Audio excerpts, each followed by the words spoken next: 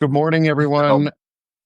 Good morning. While we come on in, it's Vet Talk with Nick Perro and Frederick Pogue over on Banner and Backbone with a special guest today, Evan Fields, who is one of the Lincoln Project folks. He is an Army veteran, um, as am I. So we've got two Army vets and a Marine vet today. We're taking over the Cran Eaters for once, and we're not letting him win.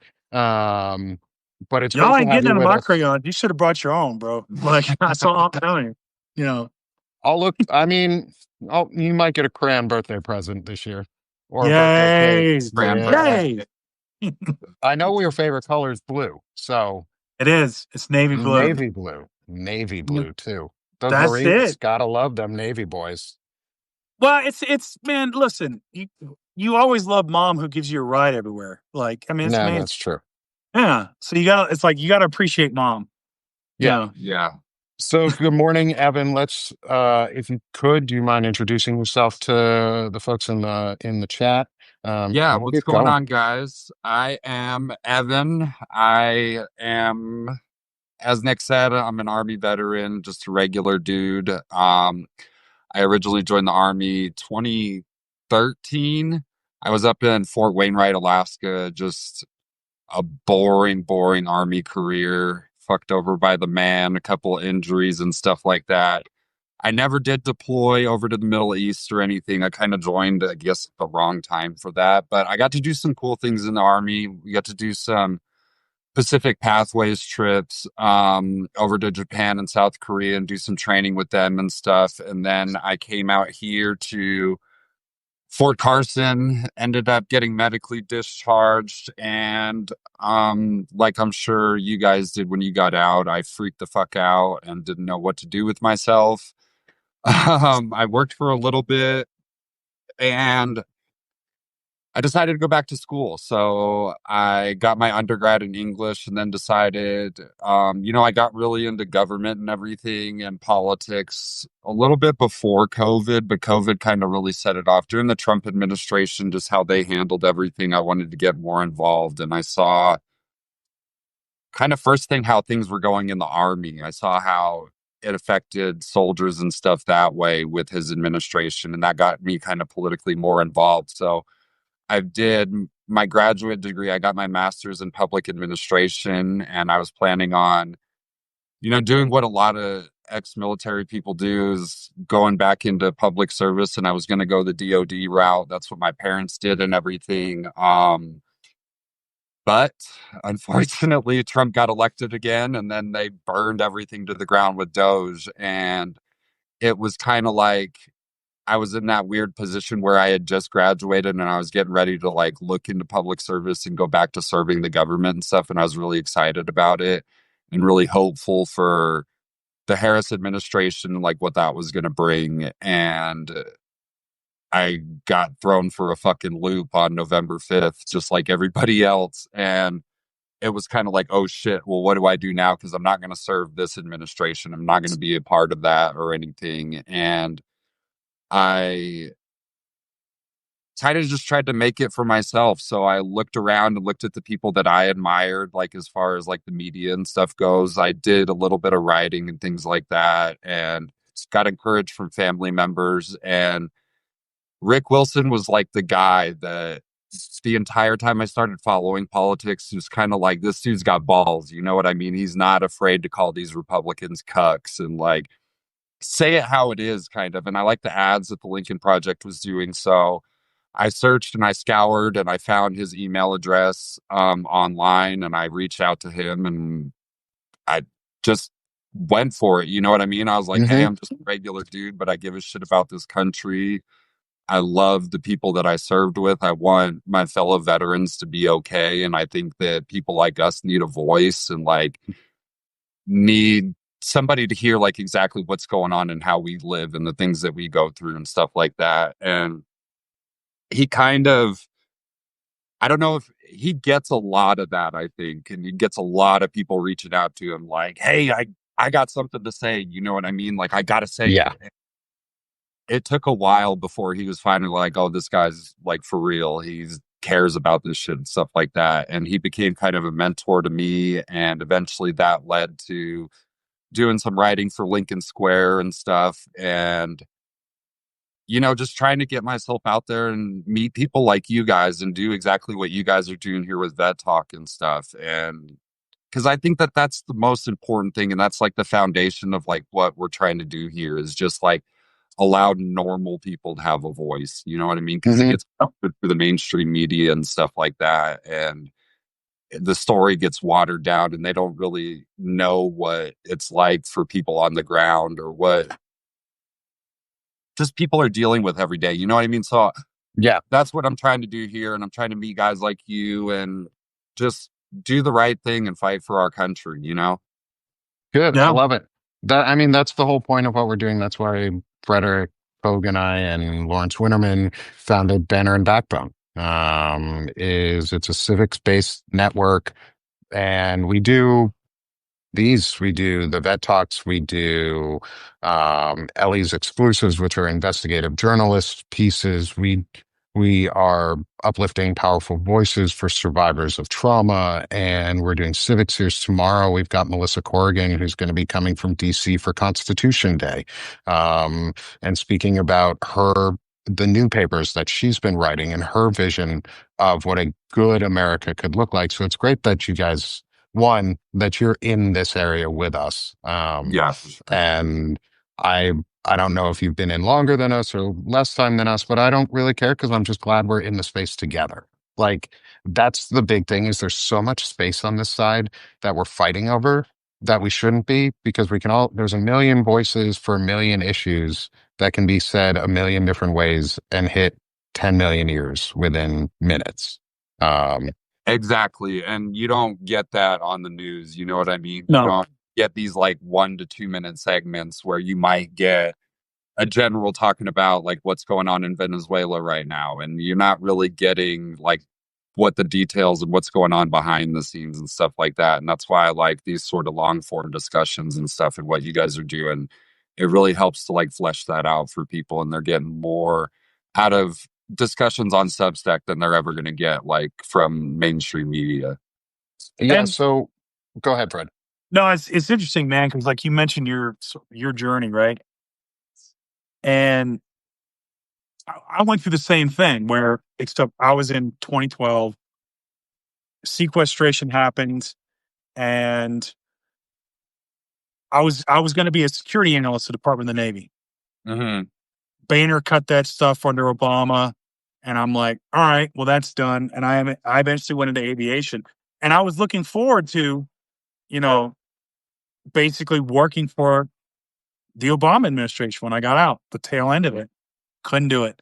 And I was hopeful for the Harris administration. I was actually, before I started doing this, I was thinking of transitioning out of digital media. And I was like, well, if Harris wins, I'm going to go see if I can go get work, put my operations management background, get back into government, and try to get back into public service.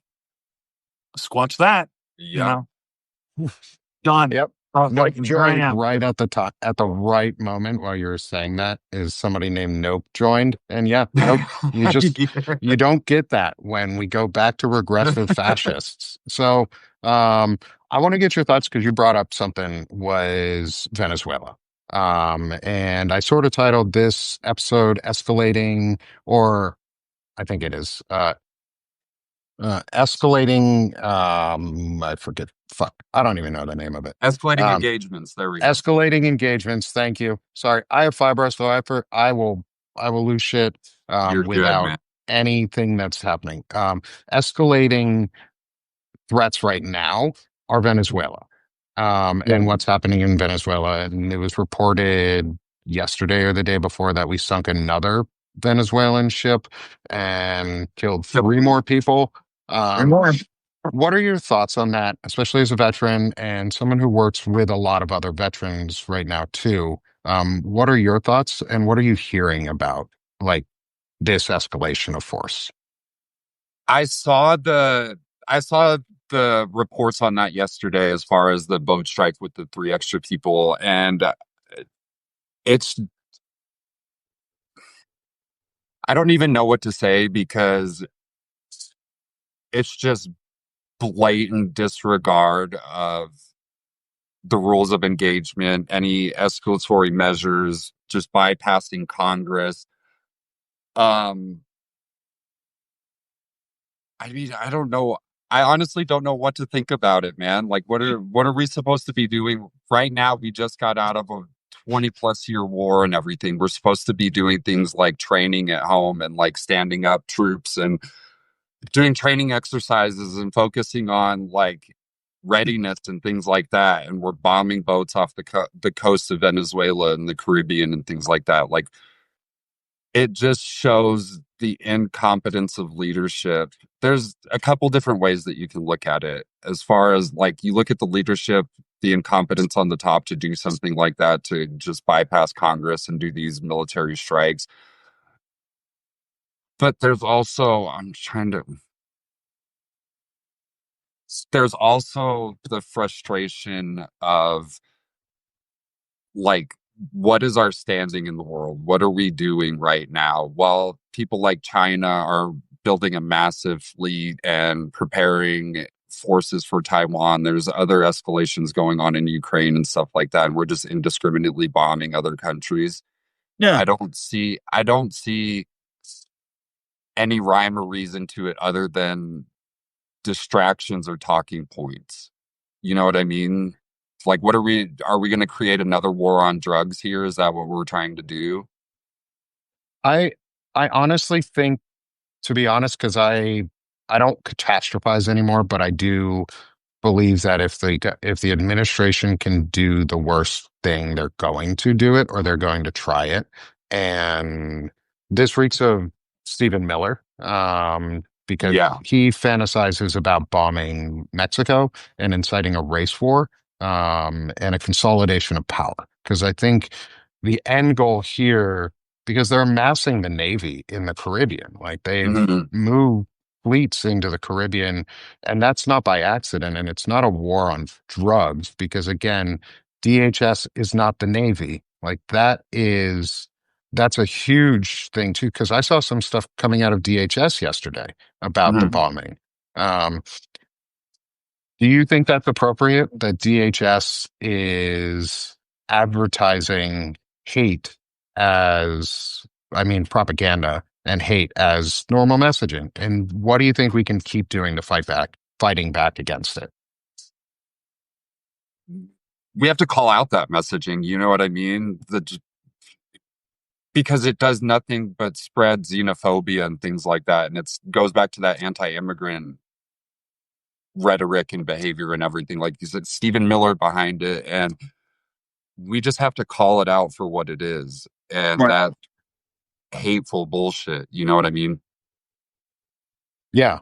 And so thinking about hateful bullshit, building on this a little bit, I know we were talking just before the show about the Senate hearing that's going on right now, with Kash Patel, Mm. who does a lot of snuffling and evades a lot of answers, and the glasses don't make him look smart. It's just easier to see how high he looks, because it focuses his eyeballs. So it's not doing much for you, Cash. Um, what do you, I, when I left, I had just been listening to Senator Ted Cruz putting Mm. on this monologue about how it's leftist fault that this happened. And he brought up that it was a trans roommate and partner maybe and some other bullshit, and how they're crafting now what it sounds like crafting a conspiracy of trans chat rooms to do everything except for blame the groups that are responsible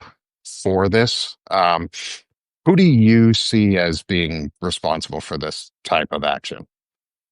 Immediately, it's the president and the Republicans and their rhetoric surrounding the whole thing. Um, I mean, the gross hypocrisy of it just really is what pisses me off, because if you can tear it apart, because if you're going to say that this is a trans issue, let's play devil's advocate for a second.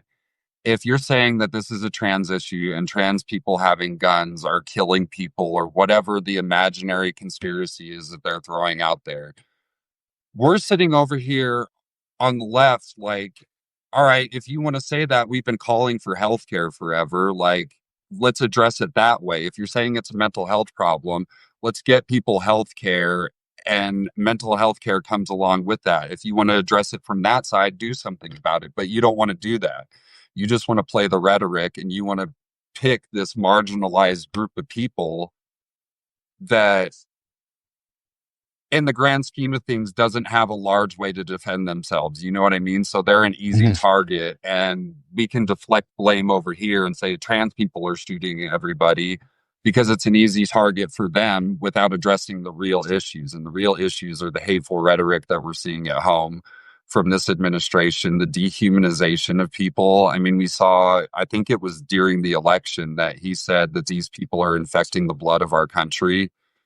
And it's just, but the hate is behind everything that they're doing. It's hate for anything that's other. It's blame for anything that's other. And instead of addressing the real issues and things that we could do, that I think that anybody and everybody supports through actual policy measures, you know what I mean? Like red flag laws that addresses both mental health Mhm. and gun control. You know what I mean? There are common sense things that we can do to address these things that aren't being done. And when you have rhetoric like's going on, and it has to be Stephen Miller behind all of it. We've seen all the hateful videos and his interviews and stuff like that, so you know where it's coming from. And I just, I don't know the answer other than us just waiting it out and trying to retake Congress next year. You know what I mean? Because that's when we can actually make some policy enactments, and we can actually get some control over like what DHS is doing and things like that.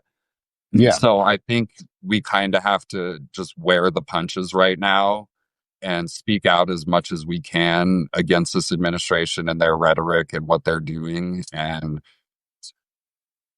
I don't know, man, there's protests and everything coming up. I think that's another big one too, is we've got to get a lot more people out in the streets. I think that that's going to be the big thing coming up, is we've got to almost double the size of the No Kings protests, you know? Hmm. Yeah. Yeah. I think like I think this is a lot of concern that people are having is is there going to be elections in 2026? I think there are going to be. Now they're going to do everything they can to disrupt to voter suppress and all that other stuff.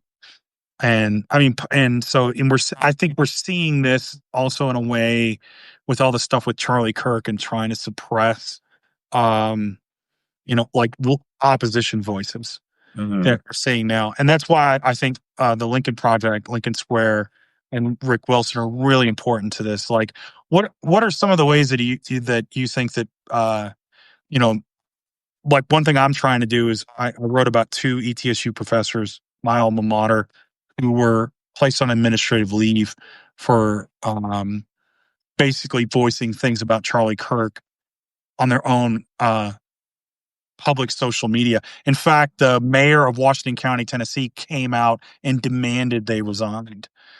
So what are some of the things that we can do as say ordinary, like just everyday Americans, to help push back and support people that are under this? Like I know Fox News talked about a colonel at the Pentagon that they're demanding be fired because I think it was he said something publicly about Charlie Kirk that wasn't even close to this. So what do you think are some of the things we could do, like just to do general pushback or have these people's back? I think that honestly, I've been doing Substack and stuff less than a year, so I'm pretty still new and trying to figure out that in my own way, like how to because I know that you guys probably feel the frustration too, is that you want to get your voice out there, and like, that we're saying the right thing. And I think that like supporting each other and sharing independent voices and things like that, I think that getting those voices out there and people that are drawing attention to these issues, I think that if everybody in the chat can share like across social media and things like that, I think independent media is one of the biggest things that we can do right now to address these problems, that we can use to get our voices out there, that we can use to put pressure on elected officials and the media. I think that it's boring, it's frustrating, it's Mhm. ugly Yeah. government work, but call your elected representatives, leave them voicemails. I know that they don't call back, I know they don't answer emails, things like that, but their staffers hear it and their staffers let them know. We have to call them and we have to put pressure on them and let them know exactly how the public is feeling. um, Reach out to Democratic leadership. I think that that's the biggest thing right now where people's anxieties are coming from is that the leadership of the Democratic Party doesn't feel like they necessarily have our back. It feels like people like us are building the new coalition that we're going to Yep. have for next year and for 2028. And I feel like it's more of like a populist, probably a little more to the left than we usually are. Yeah. And I think that if we can just get the leadership to listen to us and just get them to, if we can just light a fire under their ass to do something and to fight for us. I love, love, love, love, love, love what Graham Plattner's doing right now. I think that that dude is speaking out in the right way and calling out things that he's seeing. And I think I put it in a piece that I wrote. I forget which one it was, but I was like last week that I said that we want politicians who are going to recognize what's happening to us and call it out and say who it's benefiting. You know what I mean? Yeah. That's all we want right now. Yeah. That's And all. it's that easy. Like James Mhm. Tallarico, somebody just put in James Tallarico is a great example of someone who's Exactly. working for people and wants to work because of the people. Um, what do you think is a good way that people can continue to support? I know, like, continue to like get more involved in the local spaces because for us, that's one of the big things is pushing towards like local involvement. National involvement comes from local involvement. What do you think are some good ways people can do that, or how are you finding ways that you can do that yourself? I'm glad you asked. I actually did my master's thesis on access to municipal meetings and by like government type. So you have strong mayor forms of municipal government. You got five different types of municipal governments, and they all function in different ways and everything. And I looked at like how city size, how everything affects your access to those meetings and what those meetings are exactly. So, public meetings, city council meetings, the boring ones about like local commissions, things like that, like the most boring local thing that you can get are going to directly affect your life in the most meaningful way. So like the potholes, local enforcement issues, how local police are dealing with people during traffic stops, things like that. You need to show up to those meetings. I know it's boring. You're going to run into people that you don't like, that you don't agree with. You're going to run into ignorant people that are going to spout off conspiracy theories in those meetings. But I promise you, if you go in there prepared and go up and stand in front of those people with a like reasoned discussion, they're going to listen to you. And if you put pressure on local government to do things, you're going to start seeing those changes. And when those changes get, like you guys said, when those changes get enacted on the local level, then it carries up. They start to get more notice and everything. And then the congressmen start to take notice and then things start to change. You know what I mean? So going to those meetings, going to those city council meetings, using your voice that way, even protesting things that you see going on in your community, not just national issue, not just waiting for the No Kings protests, but like if you see ICE in your community, show up and protest that. You know what I mean? Protest it to your local government because they're the ones that are allowing the feds to come in and police your streets, you know? Yeah. Yeah, 100%. and that makes so sense. Like, also, one of the things, like right now, too, I know a good group is Indivisible. Mhm. Indivisible, sorry, to be clear and enunciate that for everybody in the chat. Indivisible is a great organization to um, look into and be a part of. From a veteran's side, though, Evan, I don't know if you're familiar or worked with them at all, is do you know much about Common Defense? I do And not. I would suggest you look into them. I joined the Common Defense Uh, group just as a member, and it's a lot of very similar minded, just like we are, very veteran heavy or focus on veteran issues. They have a full like Slack channel and group where there's communication spaces where people can actually start talking to each other. Um, so I think utilize it. Would you because you said your master's thesis was on all on like local organization and Mhm. and these meetings and how to use what sounds like how to use civics to like how to be civically engaged and the importance of civic engagement. Um, do you think encouraging these groups that are nonpartisan to show up or come as members of these groups if they're able to? Um, and advocate for things in a nonpartisan way because it's not about partisan politics right now. It's for me, it's not Republican versus Democrat. It is fascist versus constitutionalists. Like, do you want the Constitution or do you want to be under fascism? Um, do you think, especially with the potential crackdowns that are going to be coming on left-wing organizations for, somehow not being associated with Charlie Kirk's death, but being blamed for it and used as a mhm. tool for crackdowns? How do you think actually, the better question is, how do you think people should prepare themselves for crackdowns on civil liberties, um, and potential use of law enforcement against them for their free speech? The first thing to address, I think that what you said as far as like these nonpartisan groups, I think that those are a great thing right now. And I need to be better. I need to join and be better about like being involved in those kind of groups because I think what we're missing as a society, especially among men and young men, is those third spaces where we have that sort of communication and that support with each other and everything. I think that that's a great idea. What you said about those kind of independent, nonpartisan groups showing up to the protests and protesting some of these things that are like just basic civil injustices that I think both sides can agree on. I think that kind of almost de-weaponizes, like takes the anger out of the other side, like the police's eyes, because they're not looking at us as like, oh, this is a group of leftists. You know what I mean? If there's a veterans group at one of those protests, those people are going to be less likely to engage in the kind of brutality going after free speech and things like that. I think that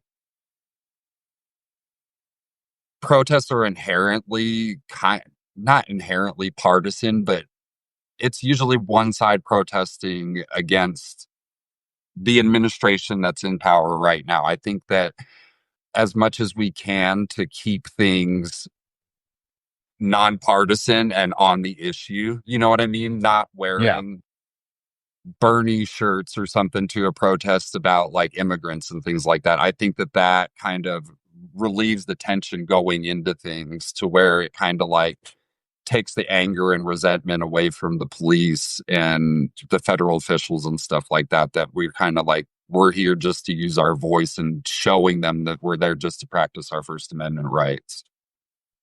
Yeah, and so one of those things that I also preach in this or that I talk about is bring American flags to protests. If you're Yeah. going to protest, bring an American flag, wear something very patriotic looking. What are they going to do? Tell a whole bunch of Americans waving American flags that they can't protest in America?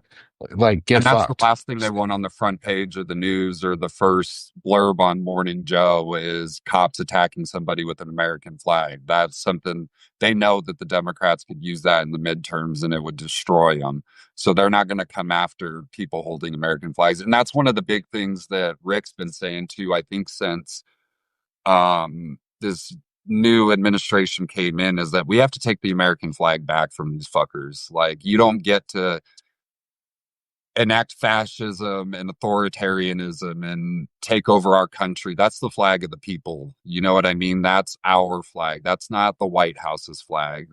That's ours. And I think that we have to take it back and show pride in our country and show pride in like a new way of our country, and we have to adopt that. You know what I mean? And I think people will start to get on board with a better form of patriotism.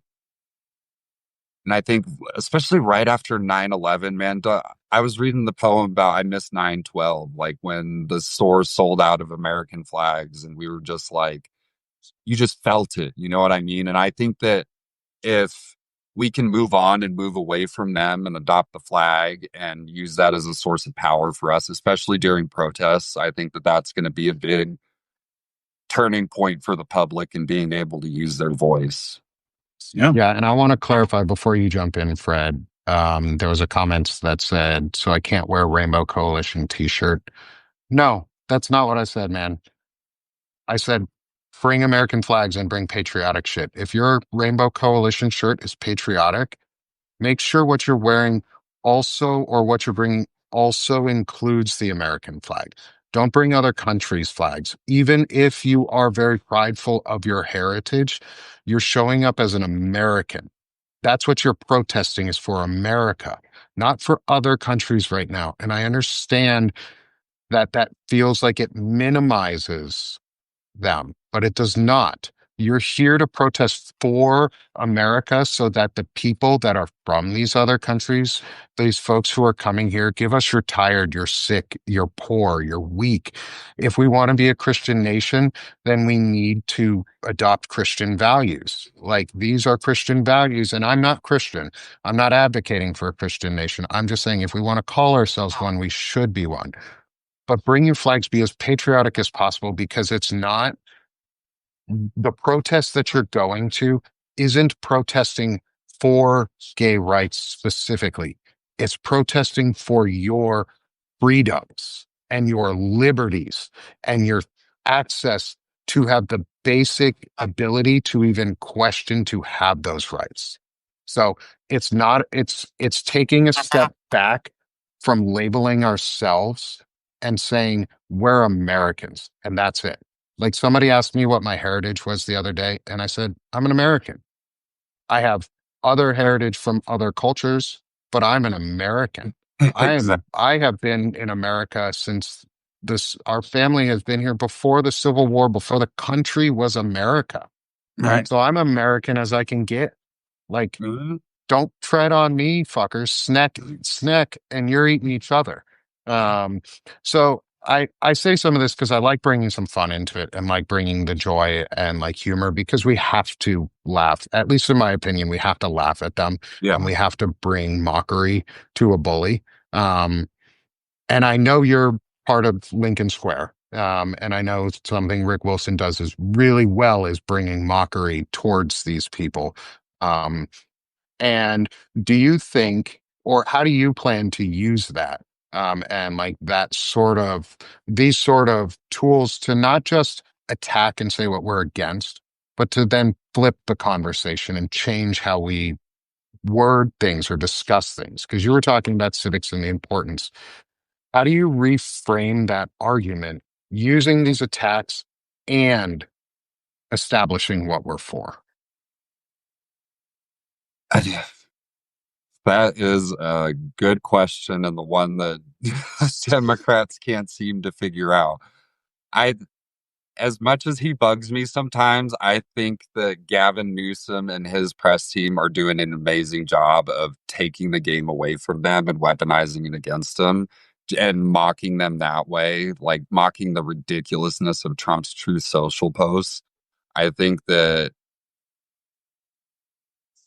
that way of like playing the mockery against while also try like getting your views and your policy points out there, I think that that's a good way. Take their game away from them, you know, punch the bully in the mouth and let them like. Yeah. One of my big things is I'm sick and tired of being the vulnerable one. I want the Yeah. Democrats to punch the bully in the mouth and be the protector.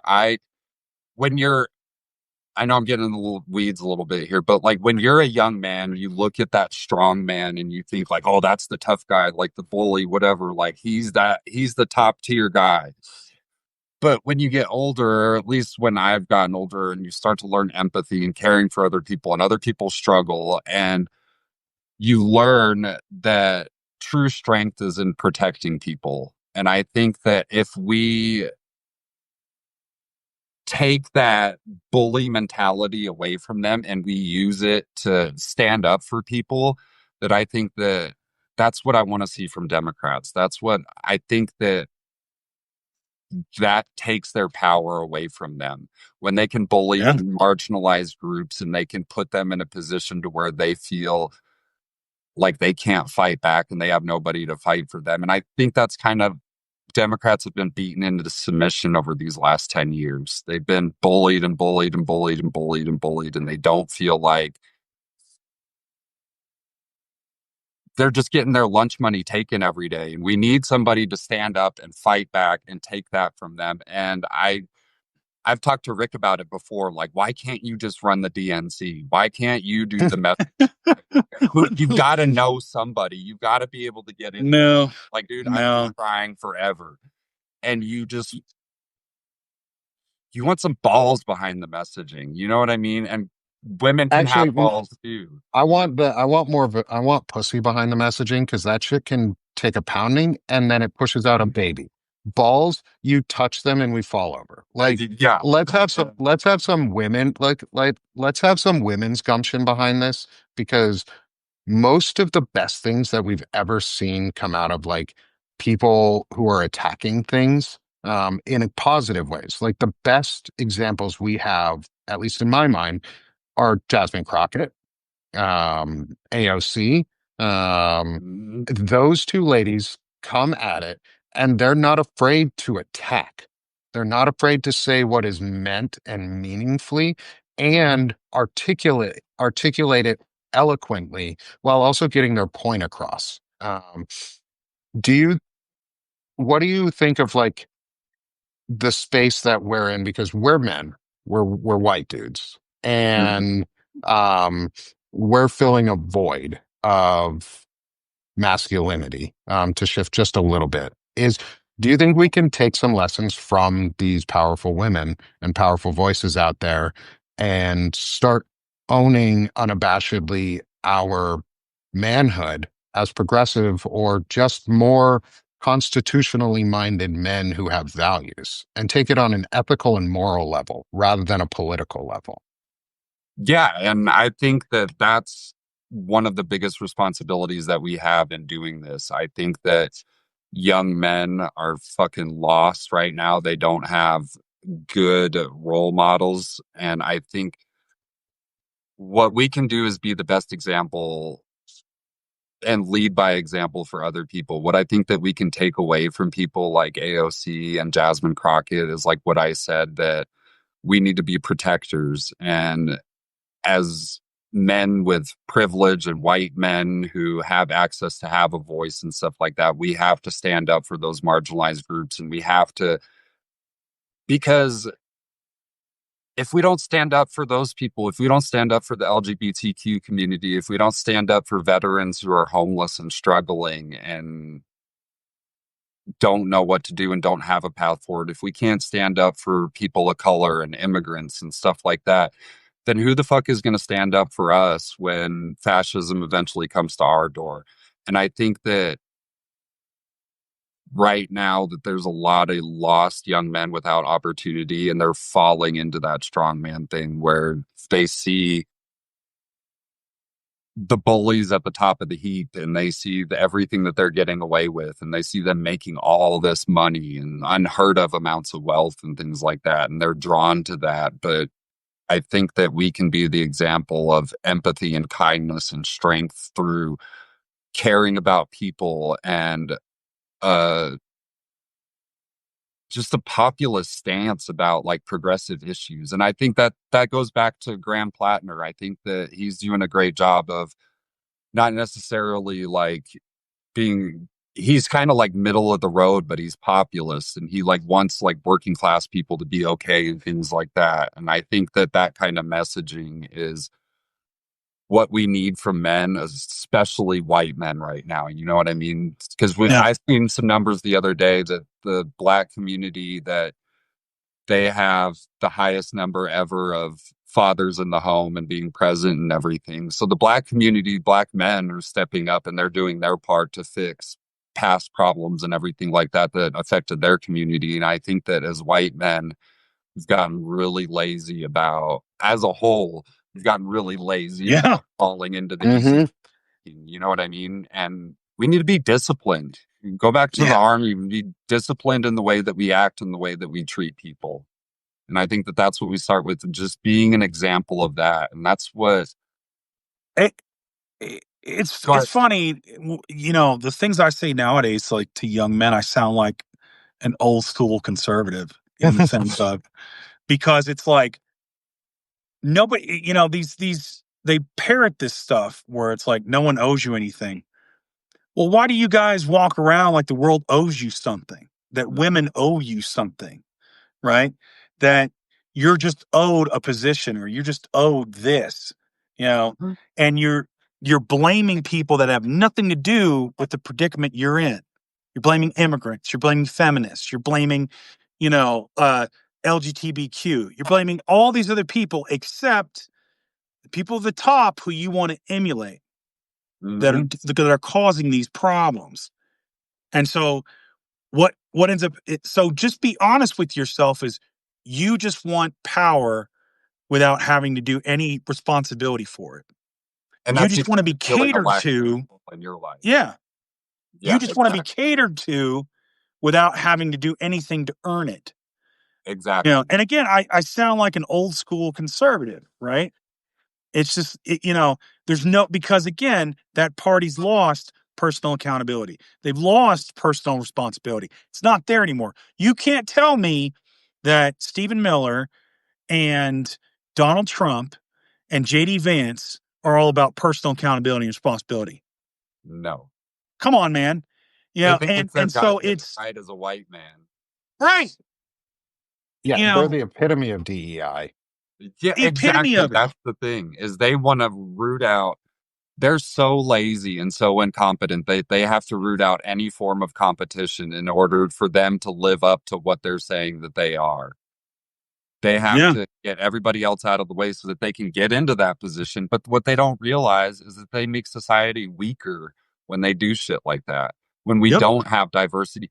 The army and the military is the greatest example. And I never truly realized it until I met so many people from so many different backgrounds. And as much as I hate the army sometimes, it's one of the most beautiful things about it. Is I grew up in a small town in California. You look back now and they're all fucking Trump supporters and everything. It's like a small little farming town on the Central Coast. And when you're in a small town, there's a small town mindset. Everybody's like you and everybody's the same, and it's always going to be this way. And then you join the military, and there's so many people from so many backgrounds, and you see it combine into this fighting force.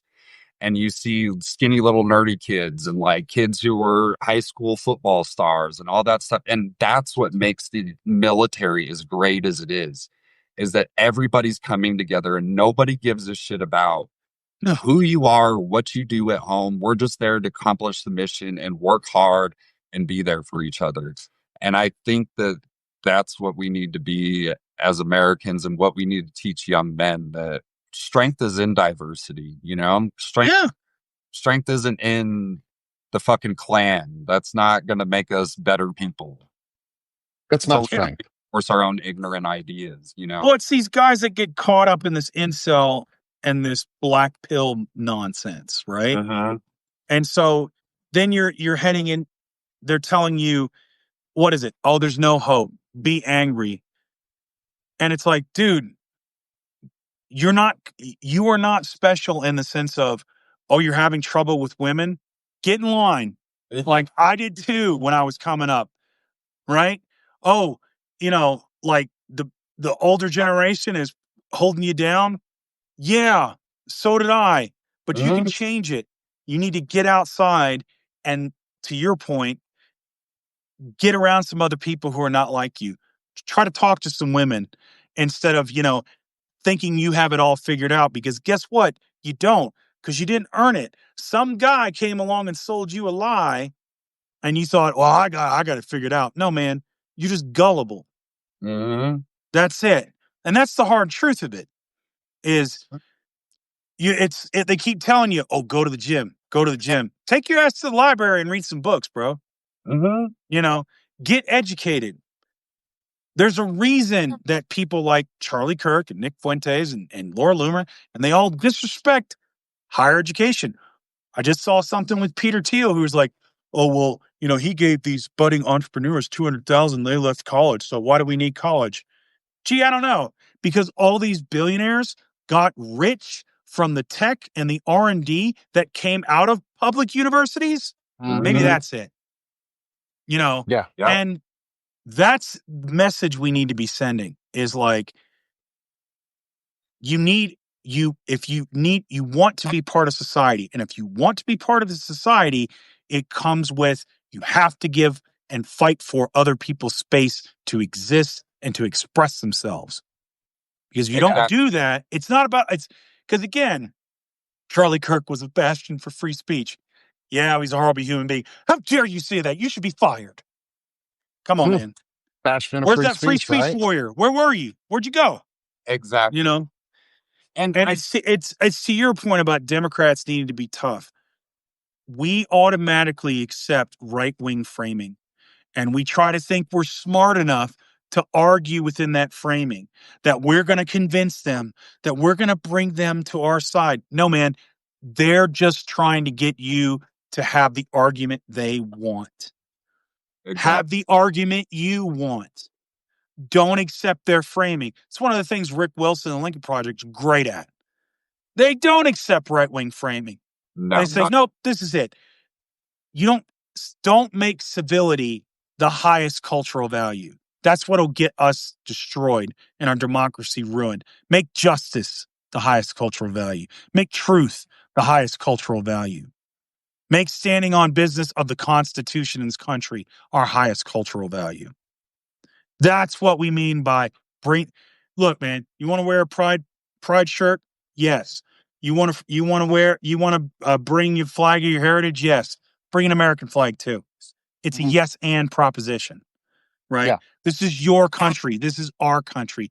Don't let part of what they do and why they want to control patriotism and take it all for themselves is they want to seem like we're outside of it. We're not outside of it.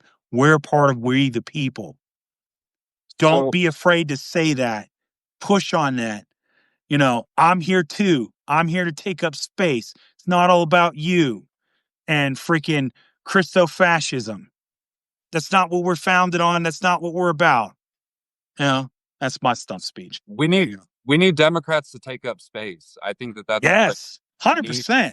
And like you said about colleges and universities, that Charlie Kirk, they made a run on. When I was in college, when I got out of the army, you would see little shits like trying to record professors and stuff like that. Oh, Like, God, yeah, we had that too. and you Democrats need to get out there and they need to teach young men that like all these things that you're looking for are found in higher education. yeah. Yeah. You want Yeah. to meet women. Where else are you going to meet women that at frat parties and on the college campus and stuff like that? Bro, if your masculinity is so fragile, you can't handle women deciding their own way and being strong and independent. Your masculinity is weak, bro. If you Yeah. can't You ain't got handle none. LGBTQ people or trans folks existing and taking up space, your masculinity is weak, bro. And that's how Should we I need to show the talk mug? to these people. Like that's how it's okay to talk to these young men that way. We It need is to okay. remind people that fake performative patriotism is eagle jizz, Eagle jizz. That's all it is. and it's fucking gross, which you can soon find on the eaglejizz.com website, which will be Oh my the God, that's merch so store for Banner Dude, and Backbone. what we Soon to want from come. you, bro, just give us a number and we will send the entire Lincoln Project team Well, I some just Eagle want Jizz, to, yeah, we some just Eagle want to Jizz know where to mugs. send an Eagle Jizz mug or two Yeah. and Where see can them we on send the y'all's Eagle Jizz mugs? shows. Um, Where can we send the Eagle Jizz mugs to? Like, I'll get in contact with them. I'll get you an address. okay, thank you. because What we've already early got Christmas fans presents for the with whole team. yeah, I, we've already got fans who are buying the Eagle Jizz mugs, my and God, that's so good. Yeah, that was we've just basically it was a phrase we came up with where it was just You know, Should we what do is this? it's like it's Should we do it? basically just think of American flag speedos, right? That's the Mhm. unnecessary patriotic empty performance. It's just eagle jizz. That's It's all so it much is. better than MAGA tears. MAGA That's Yeah. tears it's was like yeah, the it's one just for a while. Eagle jizz is, yeah, that's that's it. And so And it's sticky and it's white and it's filled with a lot of white hate and it's they'll gross and love it it. gets all over you and it takes a long time to get it off of you. Like you gotta fucking wash it all the way off. This white hate and eagle jizz is just got to get that flowing. Brillo pad, man. You It get gotta the, it get scrub on. that shit off. It'll get on. But here's We're the gonna have thing. to dove everybody on the way out.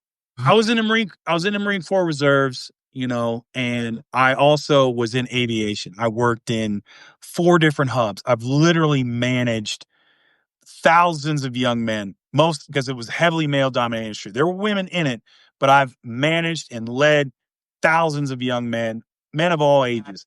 I know how to talk. I know how to talk to men. I'm telling you now, be direct, Hmm. be specific, but be truthful, right? And don't lie You to could be them. kind, you could coach them. You know, it doesn't have to be. I'm not talking about like toxic masculinity, but there's a lot of times, man. You know, young men will say something, you know, racist, or they'll say something, you know, misogynistic. I'll be like, yeah, man, that's not cool. Yeah, I ain't about that. You call need it to out not when be it about fucking that either, happens. brother. That's we need to go a different way with that. That's wrong. And it's fine. Men need to say that, especially to younger men, because younger men are looking for men to lead them. And Exactly. if Yes. you see that ground, and if you're not that guy, they will find it elsewhere. And they'll go to Andrew Tate, they'll go to Joe Rogan, they'll go to freaking Donald Trump, they'll go to Nick Fuentes and Charlie Kirk and all that. And those people, those they're not an example of what manhood should be. They're just immature dickheads that are going to reinforce that hate. And I think those young men that are saying the ignorant and stupid shit like that, I don't think that they're necessarily ignorant or stupid or racist. I think that they're trying to appeal to authority and trying to Yeah. appeal They're to young and scared. some They're sort young of Yeah. and scared. masculinity. And if they are corrected about those things, then I think it corrects that behavior and then we don't have to deal with it down the line. And you can do so much, man. Just seeing out in public as a man. And here's the thing: look, I'm not saying that you got to be like me. You don't. I'm straight. You know, I'm heteronormative. I'm cisgender. I'm a white man. I'm progressive. I'm liberal. Sure, but that doesn't mean if you're bi, you're trans, you're whatever, right? Because damn it, one of the reasons that I believe in and I served is there's enough space for everybody in this country to express who they are and have the freedom to do it without oppression and without fear. And that's the society I want to live in, you know? And so when you stand up for that, when you check these people that are saying, you know, this horrendous stuff, you make a difference and you do it every day. I did it when I was a leader, you know, Mhm. in aviation. I did it every day, you know, and it's just those little moments. It could be just like you're in the grocery store and someone's acting up and you just go, hey, man, we ain't about that. We ain't And about I that. promise you'll feel so much better about yourself. You'll get so much more confidence in yourself as a man. Like, hey, I can do this. I can stand up for other people. I can call that dude out because he's acting fucking ignorant. You know what I Yeah, mean? And other men see that and they go, oh, that's what I'm supposed to do. And that's what you're supposed to do. it has And the there's a reason I'm cascading not effect. mentioning women. There's a reason I'm not mentioning women. They're doing enough. Yeah. Mhm. Black folks are doing enough. Yep. LGBTQ are doing enough. White men need to do more. We're not doing enough. Exactly. We need to do more. We're not doing enough. You know, and it's not a racial thing. I'm telling you that it's the facts. It's just straight facts. We're not doing enough because we have these problems, and where are they coming from? White folks at the top, mainly white men, upholding the patriarchy and Christo-fascism. We're not doing enough. We don't have the people's backs that are out here. We got to do more. That's just the bottom line. That's the You hard see it truth. through We got to do more. society and the media and stuff. All you see now is just white men, white shows. It's all hee haw, this and that on Netflix and everything. The laziness has created this culture of like conformability to just ignorance. And you're right, calling it out and leading on the spot and doing on the spot corrections and making people better in front of you in your daily life and showing them that us as white dudes with privilege can fucking stand up for other people and it's okay and you will feel better about yourself for doing it. I think that that's where the change comes from.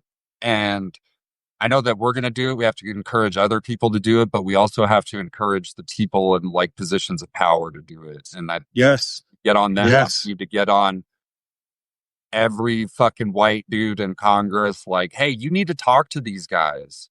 Like, what's the senator's name from Connecticut? Chris Murphy, I think is his Oh name. yeah. He's like one of the big guys right now that's kind of a leading voice. And Yeah. guys Chris like that, Murphy's like, he's get out there, make it okay, yeah. stand up for people.